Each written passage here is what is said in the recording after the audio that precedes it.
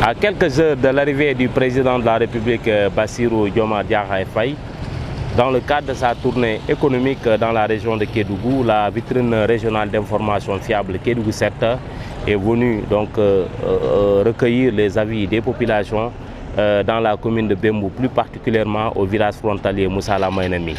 Donc dans un instant, on va écouter les populations donc, pour qu'elles puissent s'exprimer des attentes, également des orientations de la population en matière, à travers cette visite du président de la République qui, pour la deuxième fois, a foulé le sol de la commune de Bembou, donc ici présentement à Moussala Mainami.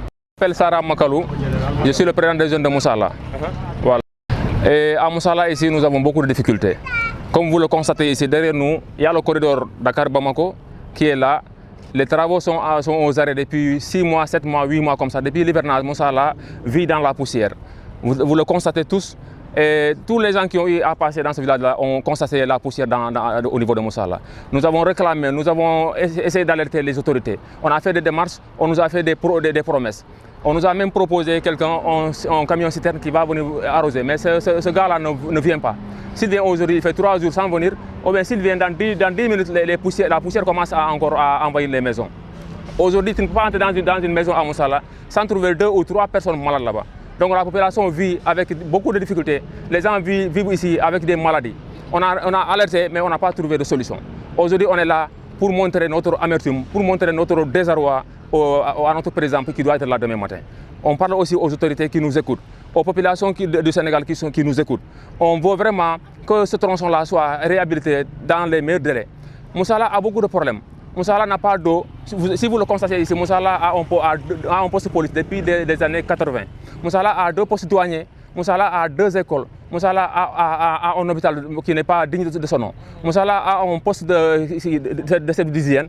Mais Moussala n'a pas de courant. Tous ces gens-là, toutes ces structures d'administration à Moussala ici, sans courant. Est-ce que ces gens-là peuvent travailler sans électricité? Les populations ici, quand vous recomptez la population de Moussala, il y a plus de 200 concessions à Moussala ici. Ces gens-là, si tu vois la lumière dans une maison, c'est des gens qui achètent les panneaux pour au moins avoir le courant dans les maisons. Moussala mérite d'avoir du courant, de l'électricité en permanence. Moussala mérite d'avoir de l'eau. Moussala, ici, il n'y a pas d'eau, il n'y a pas de robinet. Même les châteaux que vous voyez ici, c'est les populations, c'est les jeunes qui sont débrouillés pour trouver ces points d'eau-là. Moussala n'a pas d'eau, Moussala n'a pas d'électricité, Moussala n'a pas un hôpital digne de son nom. Parce qu'ici, les gens partent au Mali pour se soigner. Les gens traversent le fleuve pour aller se soigner au Mali. Il n'y a pas un hôpital digne de son nom. Les gens tombent malades, on doit avoir une ambulance. On doit avoir une ambulance. Parce que Moussala est à 50 km de Saraya, la capitale départementale. Moussala est à 100 km de la capitale régionale. Si quelqu'un tombe malade ici, même la semaine passée, il y avait quelqu'un qui était blessé ici. Pour avoir une ambulance, l'ambulance fait 50 km aller-retour pour au moins acheminer quelqu'un au niveau de l'hôpital. Moussala doit avoir une ambulance normale pour aller à Moussala. Vous avez compris?